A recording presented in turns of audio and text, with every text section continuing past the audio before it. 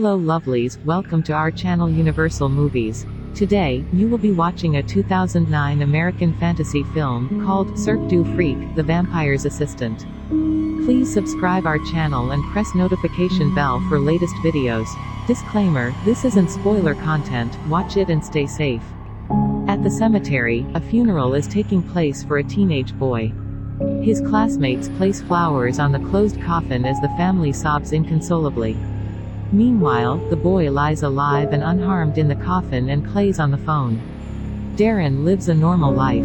He is popular among his classmates, is an excellent student, pleases his parents and has many friends.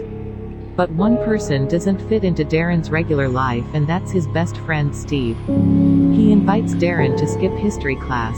The guy reluctantly agrees. Steve then goads Darren into breaking the school lantern. For this, Darren receives a scolding from the teacher and parents. At home, Darren's mother desperately scolds her son and forbids him to be friends with Steve. The father also believes that Steve is leading Darren astray. According to parents, the right path is a great college, a stable job, and your own family. A terrifying cycle of college, work and family goes through Darren's head. The guy understands that he does not want to live like this, but he does not contradict his parents. The next day, Darren informs Steve that their friendship should now be a secret so as not to anger his parents. Steve is indignant at this news and reproaches Darren for being spineless. Their argument is interrupted by an old-fashioned car with the word fate on its plates. An unknown man throws a leaflet out of the window and leaves. The leaflet falls at Darren's feet. The guys see that this is an invitation to a freak circus performance. Friends would like to go, but Darren is banned from going out for 2 months. However, in the evening, Darren quietly sneaks out of the house, and goes with Steve to the circus. Friends arrive at the building of an old theater and notice a blood-red moon in the sky. Steve enjoys the sight as he is obsessed with vampires and Darren is obsessed with spiders. The guys buy tickets from a little freak and go into the hall. The show starts. The host of the show, with a large, oddly shaped head, announces the entry of the Wolf Man. With a roar, the Wolf Man approaches a woman sitting in the audience. Moments later, the wolf bites off the woman's arm. She screams, the rest of the audience is also scared. The Wolf Man runs away, and the woman with the bitten off arm walks onto the stage. Her hand immediately grows back, because this artist is the queen of regeneration. The bony Alexander appears next. He has no skin and internal organs in the abdomen. The audience is also entertained by a woman with huge teeth and a man with 2 stomachs, able to digest any object. Next on the stage is a snake-skinned guy named Evra, and after that, a spectacular woman, Madam Octa. She invites Darren to be her assistant. From the guy's touch, the woman grows a beard. The hall rejoices. Madam Octa looks into Darren's eyes and sees his future. She senses that something bad is about to happen. Next up is a magician named Larten Crepsley and his spider, Madam Octa. The man literally flies onto the stage. Darren, hypnotized, can't take his eyes off the spider. Madam Octa's bite promises certain death, but Crepsley manages to control her with the help of playing the flute. Suddenly, Steve informs Darren that Crepsley is a real vampire, because his portrait is in one of the books about vampires. Meanwhile, the magician releases Madam Octa into the hall, and she falls right on Darren's leg. Crepsley approaches the boy, takes the spider and says that vampires don't exist. And if someone knew about them, he would be strangled by them in a dream. The performance stops as a crowd of people fighting against freaks enters the hall. Taking advantage of the general confusion, Darren runs backstage. Here he finds Crepsley's dressing room and goes inside, fascinated by Octa. There is no one in the dressing room, however, there is a coffin here. Darren approaches Octa's cage. He admires the spider and plays the flute for her. Suddenly, voices are heard outside the door. Darren grabs the cage, stuffs it into his bag, and hides in the closet. Crepsley and a friend named Gavner enter the dressing room. From their conversation, it becomes clear that they are vampires. Recently, their friend was killed by the enemies of the vampires, the cruel vampans. Friends also discuss the return of the mysterious Mr. Tiny from another world. Gavner believes that Tiny imagines himself as the arbiter of fate and wants to destroy the vampires with the help of the vampans. Gavner wants to fight the vampans and avenge his friend's death, but Crepsley refuses to go with him. He is categorically against war. At that moment, Steve bursts into the dressing room. He firmly believes that Crepsley and Gavner are vampires. Steve asks to be turned into a vampire too. Crepsley says that upon becoming a vampire he will have to leave family and friends, so this is a bad idea. But Steve complains about his dysfunctional family and insists on being converted. Then Crepsley tastes his blood and immediately spits. Steve has bad blood, he can't be a vampire. The guy gets angry and threatens the vampires with violence. But the men quickly kick him out of the dressing room. Gavner flies away and Crepsley starts looking for Octa. Darren, who has been sitting in the closet all this time, opens the secret door and runs away. He is immediately picked up by a black car. All this happens in front of Crepsley. The same Mr. Tiny and one of the vampans are sitting in the car. Tiny invites Darren to join them, but the guy gets out near his house and runs away from the car. The next day, Darren comes to school, opens his locker and admires Octa. Steve approaches him and discovers the spider. Steve realizes that Darren was in Crepsley's dressing room and heard their entire conversation. At this time, the bell rings for recess. In surprise, Steve drops the cage with Octa. The door opens and the spider walks free. The corridor fills with students, and a deadly spider runs across the floor. Pushing everyone aside, Steve chases Octa with a broom and wants to kill her. Darren runs after Steve and tries to save Octa. The spider senses danger from Steve and bites him on the cheek. The guy loses consciousness, and Octa runs away. Darren decides to help a dying friend and comes to Crepsley for an antidote. But the man calls Darren a juvenile thief and refuses to help him for free. During the conversation, Crepsley realizes that Darren is in terrible danger from Mr. Tiny. Then Crepsley offers Darren a deal: he will turn the guy into a half-vampire and make him his assistant. And in exchange, Crepsley will protect Darren from Tiny and save Steve. The guy is willing to do anything to save his friend, but he doesn't want to kill people. Crepsley explains that it is the vampans who do the killing, not the vampires. After some hesitation, Darren agrees to this scheme. Crepsley performs a blood exchange ceremony.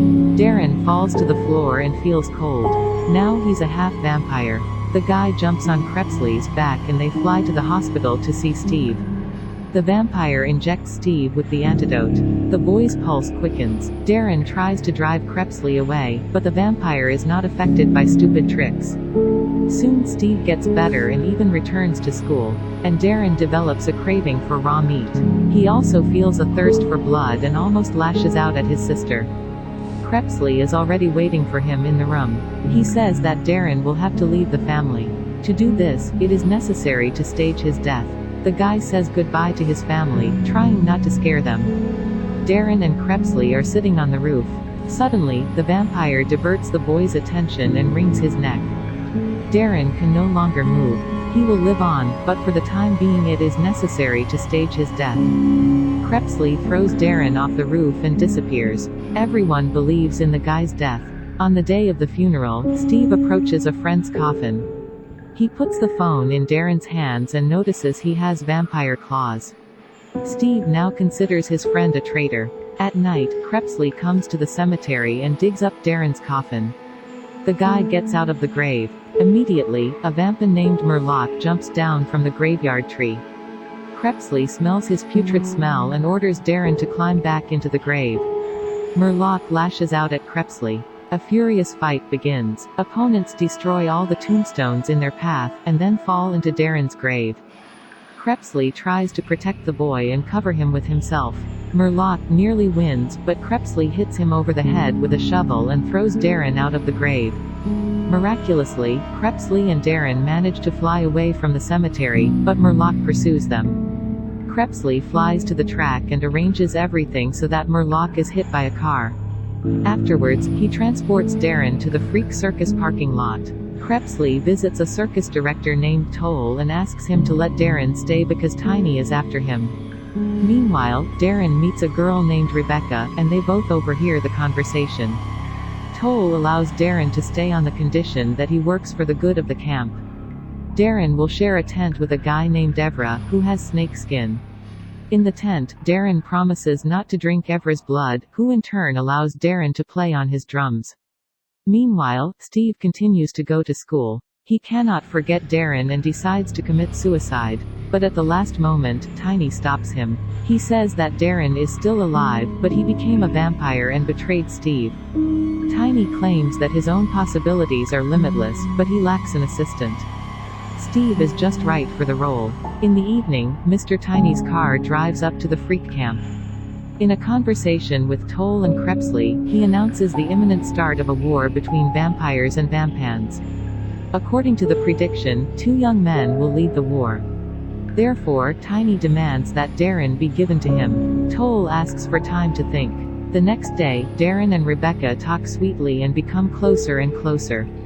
Rebecca confesses that she is a monkey girl. She even has a tail, but Darren is not embarrassed. In the evening, Crepsley teaches Darren how to fight as a vampire, because he understands the danger that threatens him. But the guy does not have enough strength, because he purposefully does not drink blood. Crepsley plans to fix it.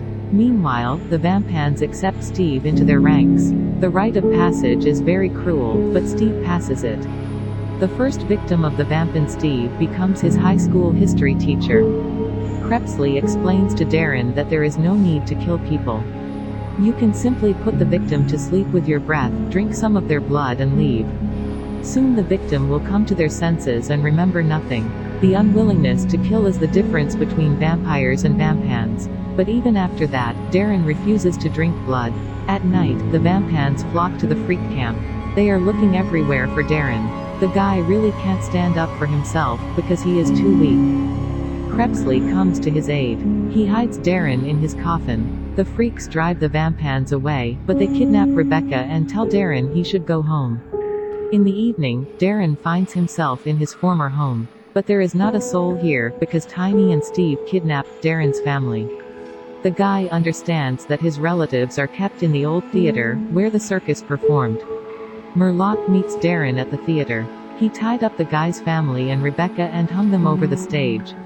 Steve arrives soon after. He talks about the people he has already killed and about the pleasure of this process. Steve offers Darren to kill Rebecca and drink her blood, then his family will be free.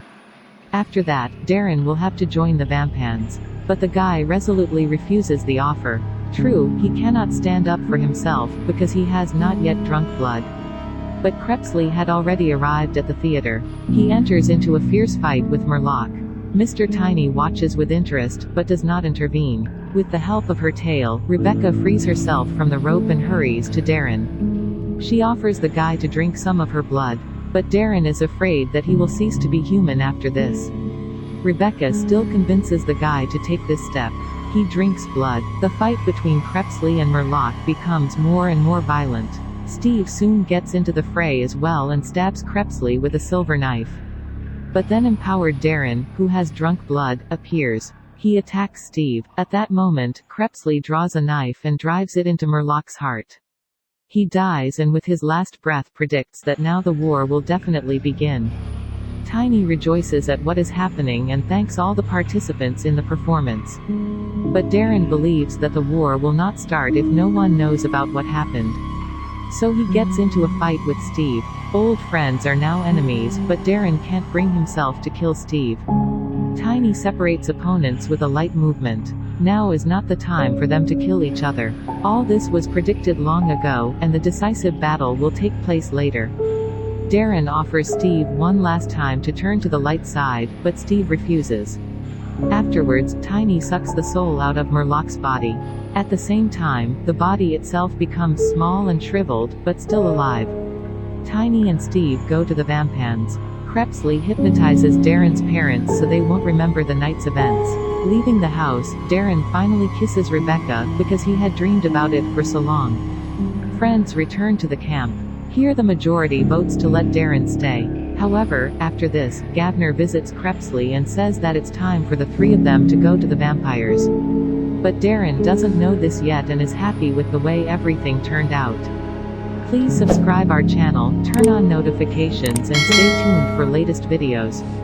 Thank you for watching.